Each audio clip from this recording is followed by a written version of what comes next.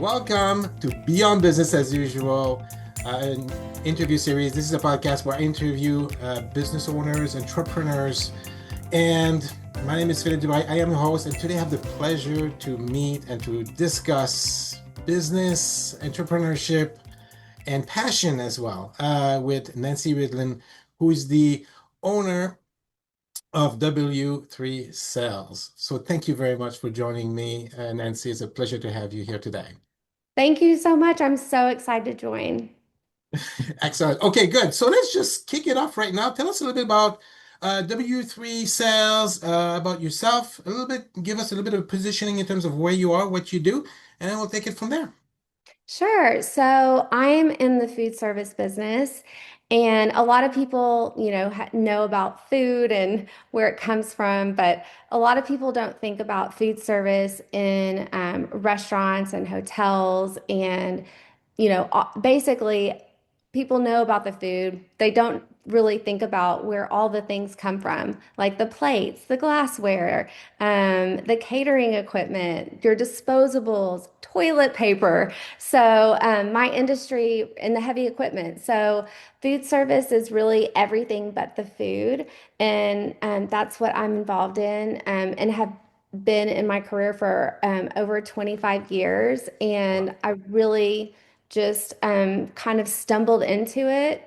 And I loved when way back in the day, I waited tables and at Garcia's, and I just loved it. I loved being able to serve others and just the joy that food brings to people.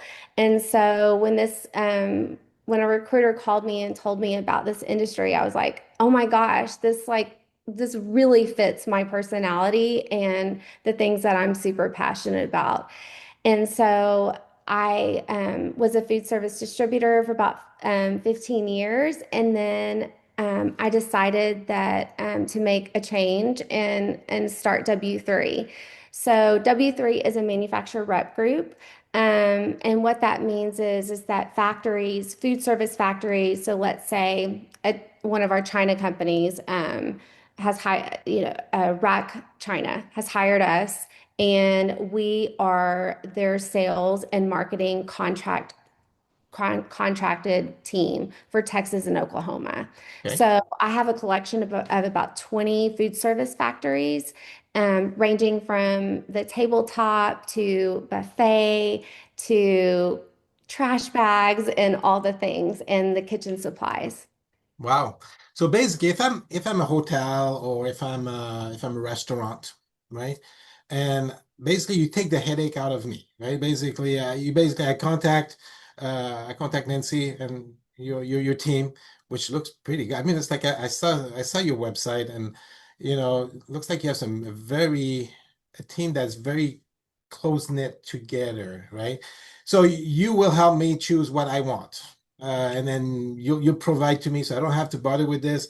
You have the contact. You're gonna get me what I want to the expected standards that I'm wanting. I guess if I got a food truck, well, that's a little bit different than a five-star hotel. But you will provide that to me so I can really take care of my business, the restaurant, instead of food service stuff. Is that correct? Yes, that is absolutely correct. Different end users, whether they are existing or building a new restaurant or hotel or a food truck, we do those too. They come to us and say, "Hey, I'm looking to outfit whatever it is that they're doing. It could be a college campus, it could be a senior living. I mean, really anywhere there's food, that's where we are." And but they come to us, and what we do is my team really sits back and really seeks to understand what the goals of the operator. Mhm. It's one thing to just, we might have an idea of what they need, but until we understand their goals, we are much better partners so that we can create inspired decisions. So we take a customer intake of what they're looking for, and then we create different, we give them different ideas for how they could be successful. And then obviously we will show them some other things, even outside of what they were looking for, potentially that can make their business operate better and more smoothly and efficiently. That's amazing. You know, and see, it's interesting because now I'm next time I go to a restaurant, I'm not just gonna look at the food now, I'm gonna look at everything else. You changed my viewpoint a little bit. It's kind of cool. Okay, so no, this is great. Now, okay, so let's talk a little bit about you as an entrepreneur, as a business owner, and your journey. Okay. Now you told me you were working for somebody, you had a job before. Mhm. Uh, what put you, I mean, look, again, business owners are a bit of a different breed of cats, if you want, if you will. We don't think the same way as somebody who works for somebody else. And there's a point where somebody goes, okay, this is not for me. I want to start my own business. I want to just create something of my own, if you will. What I'm interested in is what triggered this for you? Well, I definitely agree with you. Business owners are a little cray cray. So, but for me, I actually grew up with a dad that was an entrepreneur, and he was pretty successful, but he also had some really low lows. And so I got to see him and doing that over the years. And to be quite honest, like I did not want to, I did not want to do that. I Okay. thought it was very scary and, very risky. And I really enjoyed working for large companies where I did have the security and the tools to just do my own thing. I mean, at true to my heart, I'm a salesperson, and so that's what I enjoy doing. I enjoy being in front of end users and helping people. Mhm. But as I was sitting in my seat as a distributor sales rep, I just noticed that as e-commerce really, really is on the rise, that these factories are losing control of inspired decisions, and because people just go online.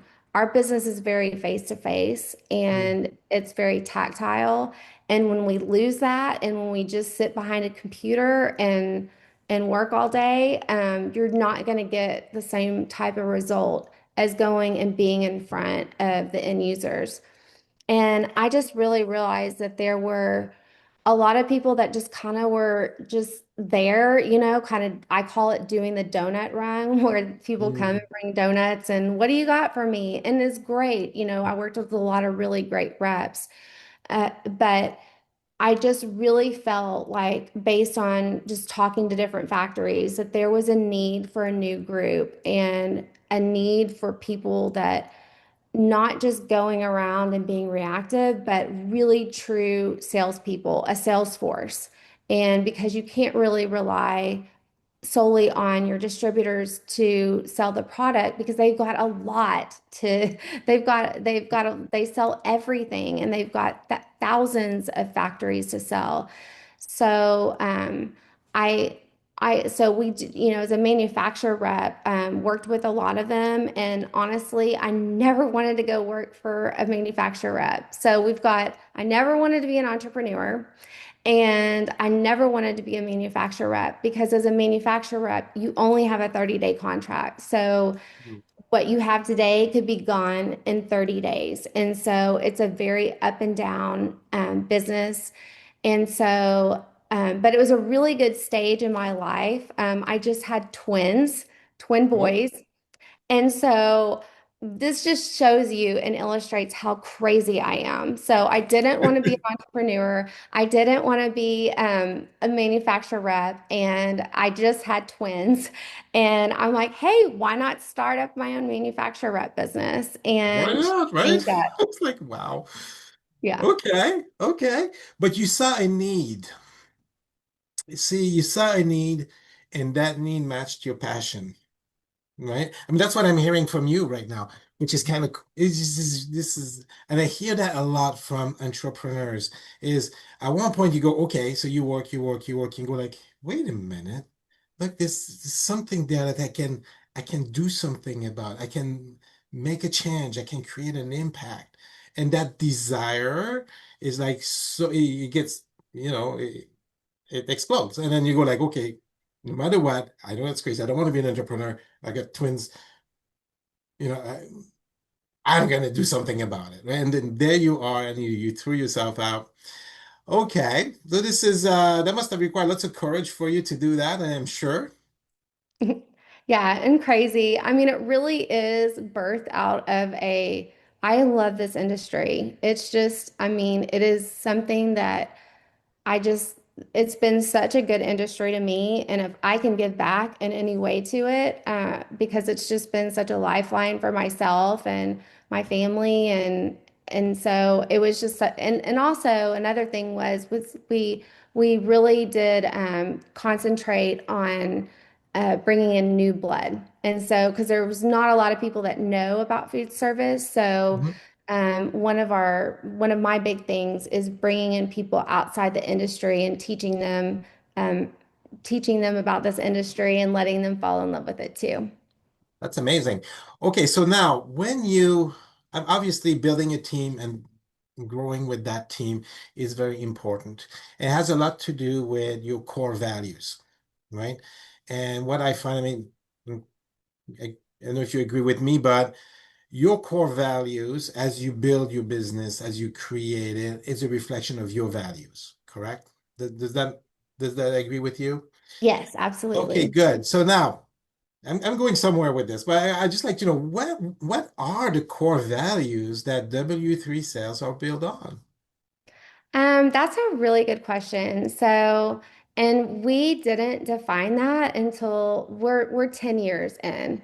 And Okay. so about 5 years ago, we did a rebranding and just a more grown up, polished look. Like my business partner at the time had done our whole website and we decided, hey, let's hire somebody professionally to do it Mhm. and really sit back and understand us. And so they, came up with some really, really good taglines, get creative beyond the food and the sales force that won't slow you down. And so those two taglines were really true to who we were. And then in the last 5 years, I've sat down with our team and our leadership team in particular, and we came out with 12 words that really represent us and who we are.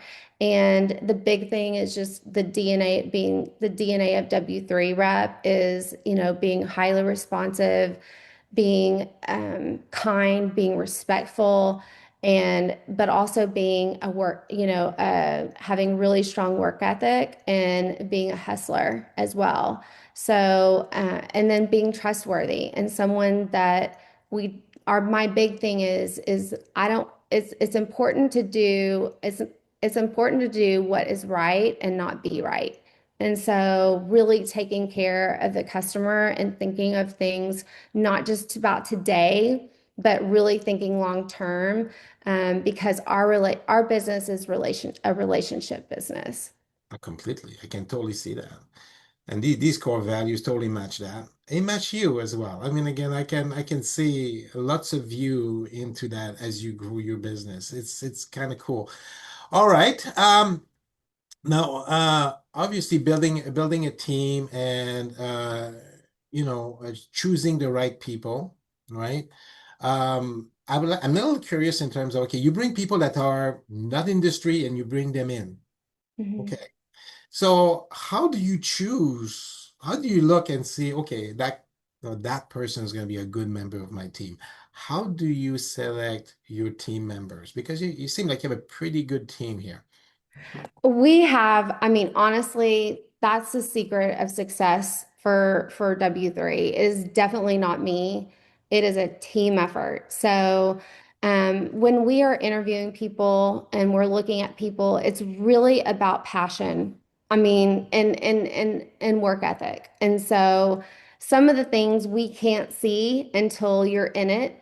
And a lot of people think, oh, we're so passionate about what we do. They're like, oh, I want to do it. And then they get in and they're like, this is not what I was expecting. Because, I mean, as much fun as it is and the things that we do on a day to day, is really hard. Like we're glorified schleppers, and that means we're taking stuff, in and out of properties, doing these huge presentations. It's hard work, and like there's so many different end users out there that you have to be really, really protective of your time. And Right. so it's not really a matter of, oh, I don't have enough customers or I don't have enough opportunities. It's really where to find those opportunities. And I've had a lot of luck with hiring people I know. I mean, and that's, or somebody knows them, and that they really know who I am or someone on the team, and sees our culture, sees that we're a team, and so I really look for team players. I really look for people that light up when I talk about what we do, because if you don't like restaurants and eating out and going and traveling, it's not going to be as exciting, because that's definitely the reward of doing it. And so if you don't enjoy that, that's probably not going to be. But most of the time, you just see a spark where they're like, "This sounds amazing," and so You take it it's from it, there, right? yeah. So. That's amazing. Okay, great. Thank you. Got one more question for you. Let's say we go in the time machine, go back 10 years from now, 10 years in the past when you first started. With all the knowledge that you've had, that you've amassed, the experience, all of this, what tip would you give your younger self from the standpoint that you stand now? What would you tell yourself? That's a really good question. Um, I would probably set more realistic expectations. I Okay. honestly, I mean, Tell me more about this. I'd like to hear that. yeah, at the same time, I do think not being naive was also helpful. But I think I thought I would, hey, we were really a group of dynamic salespeople, and everyone was going to hire us, and it was just going to be immediate, and it wasn't. And so it really took time, and it took time to not only grow with, clients that hired us, but just for our customer, our end users and distributors to get to know us. And it just takes time, and you have to be patient. You have to know that you're going to make mistakes.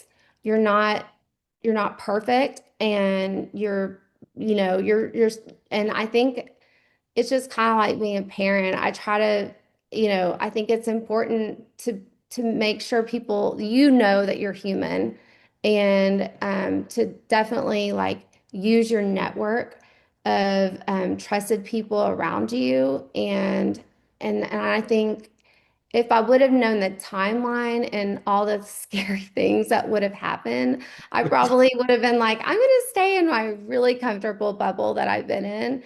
And I would have been really happy. But the things that I was probably most scared of happening, like losing a huge part of your income, or COVID, Right. that you're going to get through it, and just keep on taking one step ahead and forward. And I'm a Christian, and that being rooted in that has really, really helped me, give me a foundation that I know like God's in control, and we can do the best we can do, and but just keep stepping forward and don't get ahead of your skis. That's another big one. You don't have to do everything all at the same time. Pick a couple of really good projects to work on, and shelf those others for when you have the right time, when you have the resources, and when you have the people to do those big ideas. So, Awesome. These are great tips. thank Um, you. I'm sure that not only your younger self would like that, but my viewers would like that too. It's great. No, very, you come from a point of experience and care and passion. And I love this, Nancy. Really. And I can see why good quality people would gravitate towards what you've built, which is not just, we're just going to sell things to people and we're just going to go the in between guys. It's more than that. It's taking care of your clients, making sure they have what they want, and making sure that the manufacturers are properly rewarded because you create that connection. And it's food and it's art and it's great. Thank you very much for sharing all of this. We're at the end of our interview right now, our podcast, and I thank you for sharing all of this. It's inspiring, Nancy. It really is. And at this point, I'm gonna be signing off. So thank you very much for listening. And in the meantime, well, keep growing, keep expanding, and keep persisting. Live your passion. And see you next time. Bye for now.